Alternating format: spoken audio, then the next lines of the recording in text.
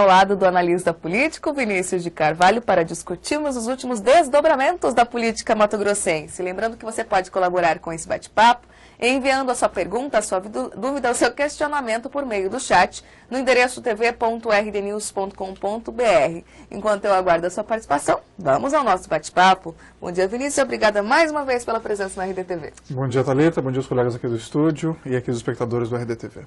Muitos acontecimentos nas últimas semanas ligadas às eleições, né, Vinícius? Vou começar pelo Senado para depois a gente chegar ao governo. Tudo bem. Senado, tivemos a desistência de Jaime Campos há cerca de 2, 3 semanas. Os reflexos disso, gostaria que você comentasse para a candidatura do Pedro Taques.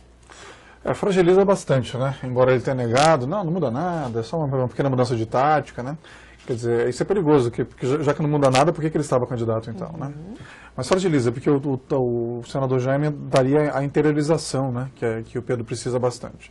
Embora estivesse pesando muito, me parece que em pesquisas qualitativas isso apareceu, o fato de ele ser ligado a uma família super tradicional aqui no estado, e o Pedro está vindo com um discurso do novo, né, de renovação, então isso estaria pegando.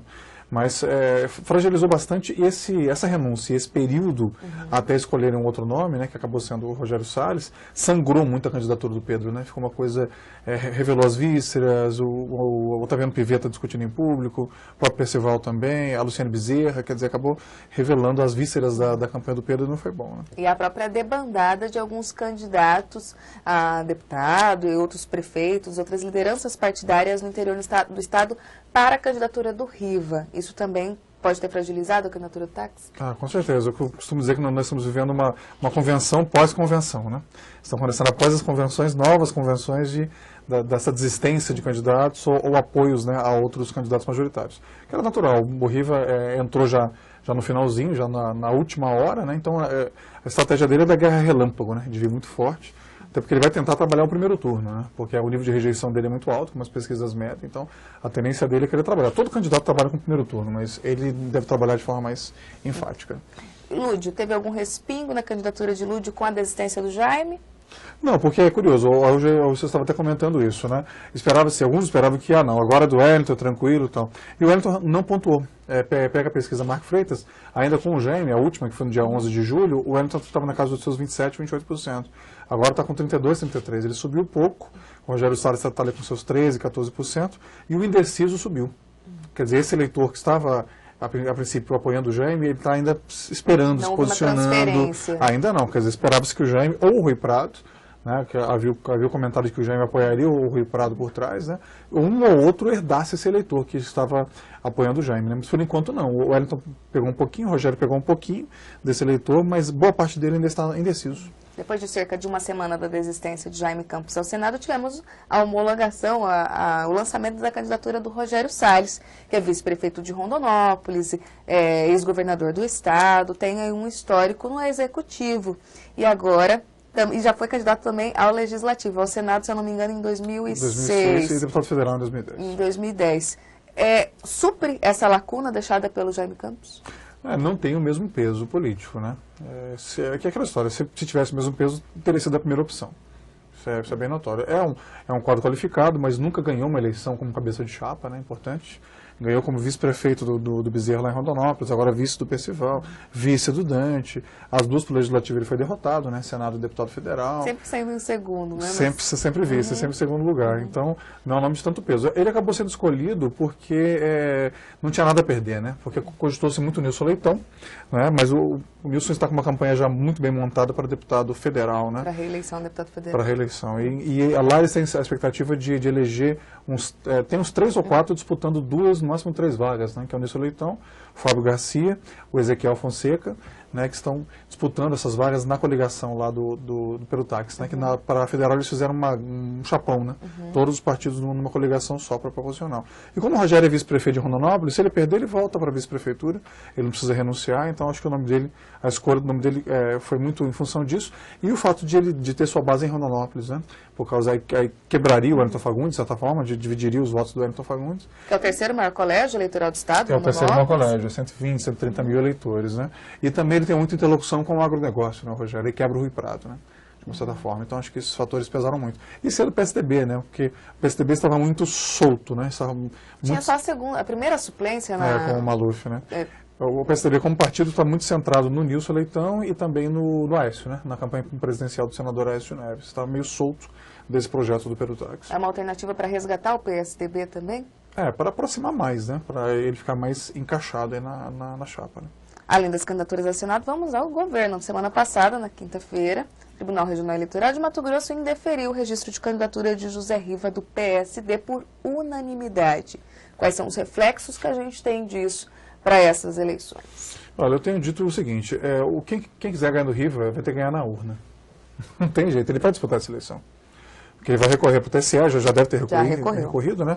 E mesmo se ele ganhasse, ou o Ministério Público ou uma coligação adversária recorreria, quer dizer, não pararia aqui no TRE. Né? Se ele perder STJ, Superior Tribunal de Justiça, e depois STF, Supremo Tribunal Federal.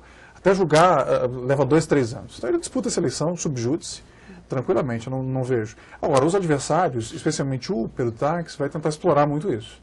Por quê? Porque Lúdio e Riva têm um pacto de não agressão. Porque eles são da base do governo do Estado e da base do federal.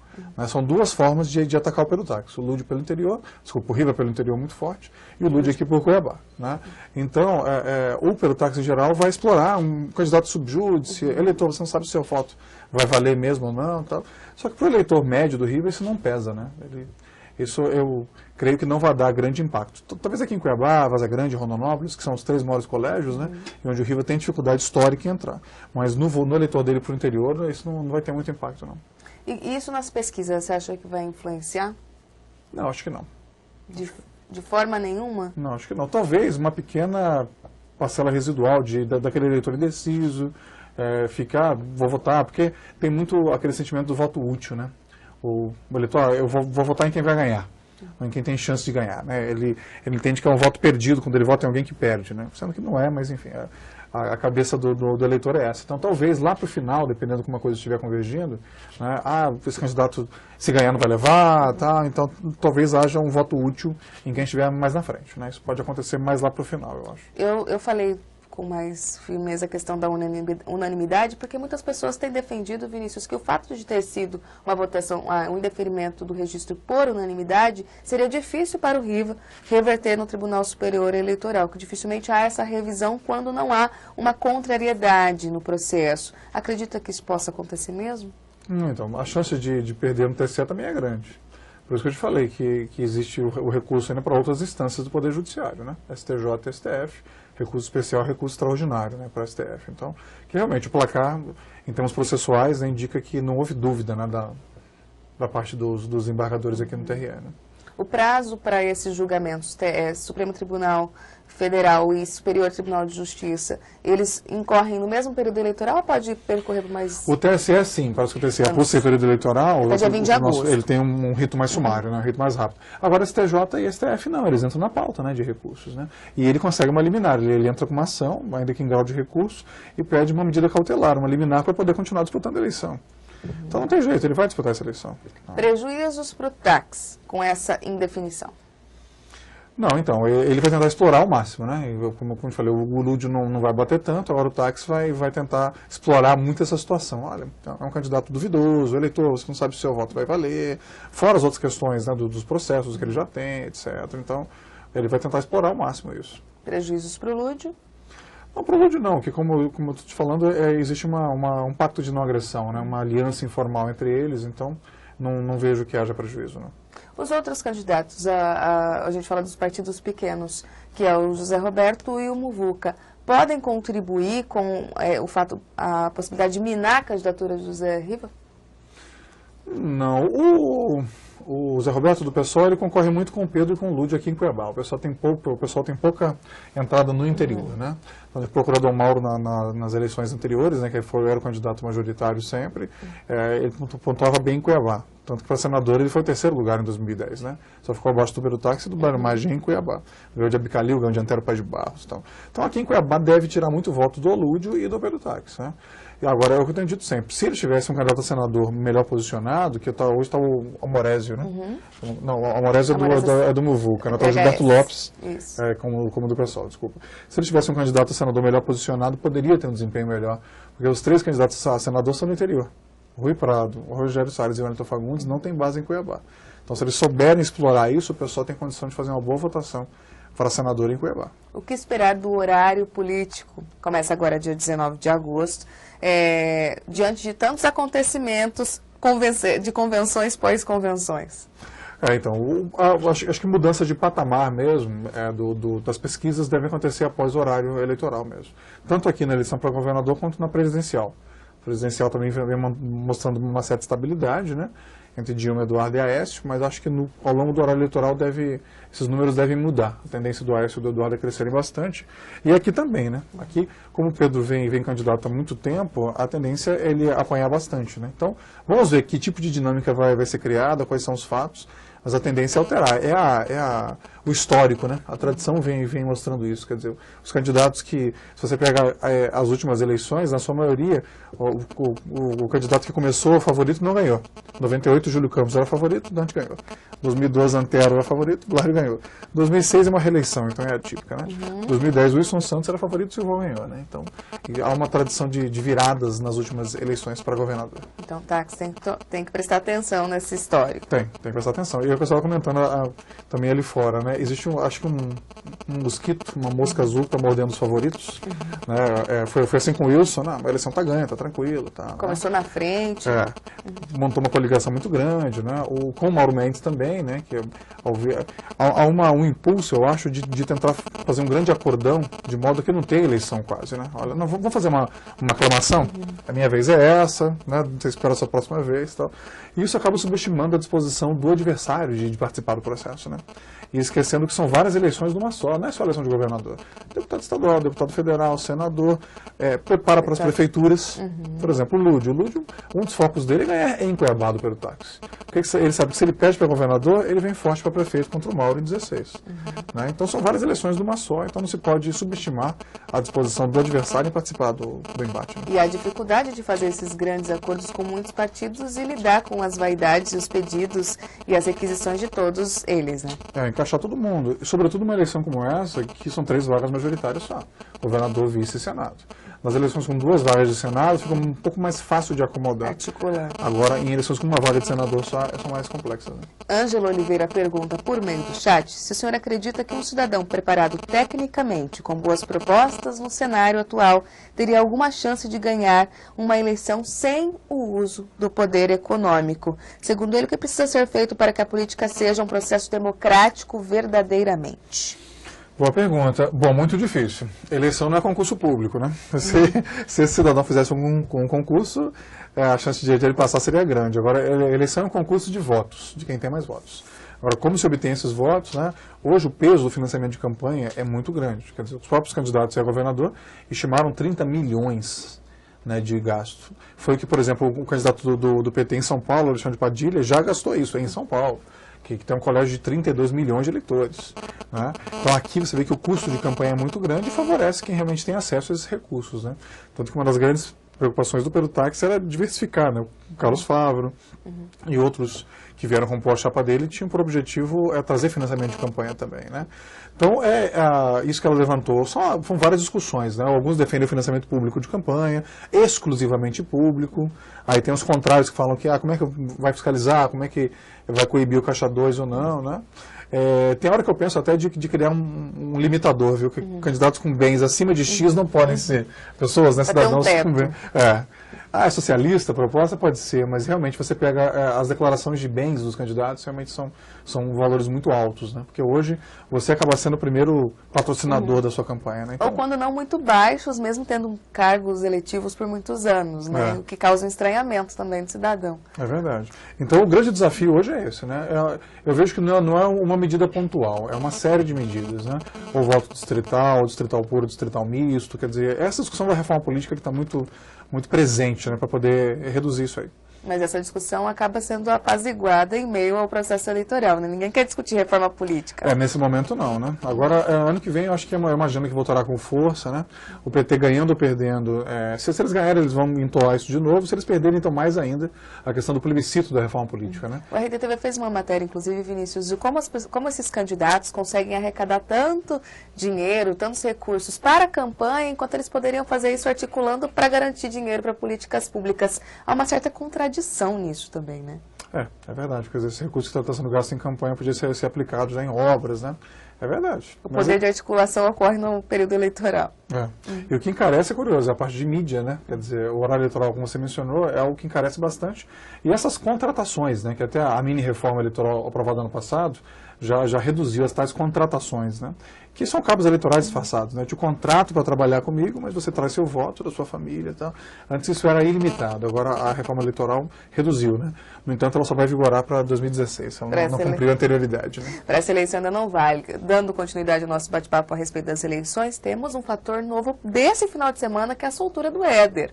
Por que a influência disso na política? Porque Éder foi um financiador da campanha do Lúdio, já foi secretário do governo Silval, já foi secretário do governo Maggi, e tende a ser não só coadjuvante nessas eleições, com a soltura dele, ele pode voltar a ser protagonista das discussões? Então, existem comentários nos bastidores que ele é candidato, né? A deputado, que ele teria colocado um candidato laranja na convenção parlamentar estadual do PMDB e ele viria, né? A legislação fala que não pode haver substituição com menos de 60 dias. Tá, na proporcional, no caso, né? Acho que na majoritária é 20 dias, que foi aumentado agora. No entanto, tem jurisprudência já que excepciona. Né? Então, se ele quiser ser candidato, ficaria sob júdice, mas teria condição hoje de ele ser candidato ainda, retirar, substituir alguém, né? Pegar alguém que é candidato lá no PMDB e ele entrar no lugar desse alguém. Porque os comentários são que ele está com uma estrutura grande, tanto em Cuiabá quanto em Várzea Grande, para vir ainda forte em busca da eleição. E ele vai buscar, porque uma vez ele deputado, ele precisa da licença da Assembleia Legislativa para ser preso, né? Como aconteceu com o Riva, né? Então, para ele buscar a imunidade parlamentar é um caminho, né? É o caminho que ele não deve abrir mão. Eu acho que não, eu acho que ele é candidato, além da influência dele. Financeira acabou ficando restrita pela questão da Operação Ararate, né? Mas ainda tem, e não só na questão política mesmo, a articulação forte que ele tem, né? Tende aos candidatos que aí estão a temerem o Éder por todo esse histórico que ele tem no governo, então já ter sido secretário-chefe da Casa Civil, secretário de Fazenda, secretário da Copa, diretor-presidente da GECOPA, então ele tem muita informação relacionada ao governo que aí está. Seria o que a gente chama de o homem-bomba da candidatura? Arquivo vivo, né? É verdade, só que ele vai vender caro isso, né? Quer dizer, ele não vai, ele tem essa informação, mas ele vai segurar, né? Porque no momento em que ele entrega toda a informação, ele perde o valor no dia seguinte. Então ele tem que ir segurando a conta-gotas, né? Olha, eu sei, mas não vou falar, vou segurando. Até porque se ele tem essa expectativa de ser eleito deputado, então ele precisa da ajuda, né? Ele precisa de um certo silêncio nesse momento para ser eleito e continuar vivo no processo, né? Então não acredito que ele bote a boca no trombone, porque, repito, se ele fizer isso, ele perde o valor. A gente chegou de saber, a imprensa chegou de saber nos bastidores que quando ele foi prestar depoimento na semana retrasada, não na semana passada, ele chegou a comentar, sim, a política mato-grossense em meio à candidatura do Riva, inclusive. Ele falou que da força do Riva na política. Pode ser que ele barganhe esse apoio Riva ou o base situacionista por meio do Lúdio? É possível. O que ele comentou é que se o Riva conseguir ganhar em Cuiabá, ele ganha a eleição no primeiro turno, né? Em todo o estado, ele fez esse comentário. Realmente, ele naturalmente caminharia mais para a candidatura do Lúdio, né? Porque ele é filiado ao PMDB, foi um dos principais operadores do Lúdio na prefeitura, né? Agora, nunca se sabe, né? As alianças estão muito, muito voláteis nessa eleição, né? Muita gente apoiando. Diz que o Riva é amante de muita gente, né? Muita gente apoia, mas não assume, né? Está sendo amante política de muita gente, então isso pode acontecer, sim. Além disso, a questão de usar o Éder no horário eleitoral gratuito, enfim, na política de maneira geral. Agora que ele está solto, acredita que o grupo do Táxi, que é o grupo declarado de oposição, pode usar isso com mais afinco nessa eleição? Pode, mas toda estratégia tem seu grau de risco, né? Tem risco porque também o Pedro teve seu envolvimento com o Júnior Mendonça. Fernando Mendonça, desculpa, né? O Mauro também teve a sua residência também com mandado de busca e apreensão, quer dizer, eles também têm questões do lado deles que atingem, né? Mas com certeza, né? Como eles usaram na campanha, né? Colando o Lúdio em figuras com maior rejeição, como o Riva, como o Bezerra e como o próprio Éder, é natural que eles façam isso agora, porque o Lúdio em si tem uma rejeição muito baixa, né? Assim como o Pedro, uma das características do Lúdio é isso, é baixa rejeição, seu nome novo, um nome leve, né, com boa aceitação. Então é natural que eles queiram colar realmente a imagem do Éder. Semana passada tivemos uma pesquisa divulgada pelo Ibope que mostra a rejeição ao governo Silval em cerca de 40%. Isso pode causar prejuízos à candidatura do Lúdio? O Lúdio ele vem se posicionando muito bem, como se não fosse a continuidade desse governo, né? talvez no horário eleitoral e nos debates o Pedro Táxi venha a cobrar. Mas espera aí, você está defendendo isso tudo, mas o seu partido está no governo há 7 anos, né? Enfim, é um governo de 12 anos. Até agora ele não foi cobrado sobre isso, porque ele está se comportando como se não fosse o representante da continuidade do governo atual, né? Então isso realmente, se houver essa cobrança, né? O duro é que o Pedro tem o PP também como seu vice, né? Ele, ao escolher esse partido, ele também escolheu um partido que era o partido do Riva antes, que era o partido do Pedro Henri, que estava na base do Silvão até ontem, né? Na pasta da Saúde. Secretaria de Saúde, que tem a questão das OS, então ele perdeu um pouco dessa liberdade de fazer, de se caracterizar como uma candidatura de oposição clara, entendeu? Então a coisa fica um pouco equalizada. Mas eu imagino que o Lúdio será cobrado, né? Porque hoje ele está fazendo um discurso como se fosse ele, né? Nós vamos começar agora, né? E não como candidato de continuidade. E ele está muito ligando com o PT nacional, né? Porque ele está ainda nessa casa de 20 e poucos por cento, né? Pela Marc, 14% pelo Ibope, e a Dilma está com 34%, né? Então a tendência dele é nacionalizar, que o eleitor da Dilma vote nele também, nesse primeiro momento. Ângelo Oliveira se manifesta pelo chat, ele pergunta se podemos concluir que hoje em Mato Grosso política é coisa para rico. Não só em Mato Grosso, no país inteiro, infelizmente. Em Mato Grosso mais ainda, porque é um estado grande, são 901 mil quilômetros quadrados, quer dizer, imagina quanto custa um voo fretado para Confresa. E a densidade populacional muito baixa. Espalhada, né? Um voo para Confresa, para Vila Rica, para Juína, é tudo muito caro, né? Então, de forma geral, hoje a política está se elitizando muito, né? Isso é um dos problemas graves que nós temos que resolver. Para encerrar nosso bate-papo, há real possibilidade de segundo turno para Mato Grosso pela primeira vez? Não, eu acho que não só a real, como está quase garantido. Para mim, eu acho que o segundo turno é quase uma certeza. Claro que política não é ciência exata, né? Por isso que nós aqui gostamos dela, né? Senão não teria graça. Mas há uma forte tendência por essa fragmentação. Eu vejo que os 3 candidatos têm condição de ficar ali na faixa dos seus 25%, 30%. Porque hoje ainda temos um alto percentual de indecisos, né? Hoje, somando todo mundo, dá 70 e poucos por cento, quer dizer, deu 36 Na última pesquisa foi 25% quase de indecisos, essa divulgada hoje. Da Marc Freitas, né? E na Ibope também deu em torno disso, então ainda há um alto percentual, né? Mas eu vejo que a tendência é muito forte, é de segundo turno e mais com qualquer um dos 3. Não tem ninguém garantido. Se a gente falar, é fulano e fulano, não dá para garantir. Vai depender muito de como as coisas vão caminhar, de como vai se dar a dinâmica, né? Então, acho que nós temos chance pela primeira vez de um segundo turno inédito, né? E o senador Blair assistindo tudo, né? Que ele acabou não vindo candidato, mas quem ganhar dessa eleição não vai emergir como um grande líder. E ele continua sendo a maior liderança política do Estado. Assistindo tudo de bastidores, presente nas 3 candidaturas, de forma direta ou indireta. Então, quem ganhar não vai despontar com uma grande liderança, né? Já que citamos Blairo, para encerrar, foi uma atitude providencial dele de ficar fora desse cenário, dessa guerrilha que está essa candidatura ao governo de Mato Grosso nas eleições de 2014? Foi, com certeza. Fora de forma direta, né? Porque, como eu falei, por meio de Era Imagem, do próprio Carlos Fávaro, Piveta, Percival, Mauro Mendes, ele está muito presente na candidatura do Pedro, né?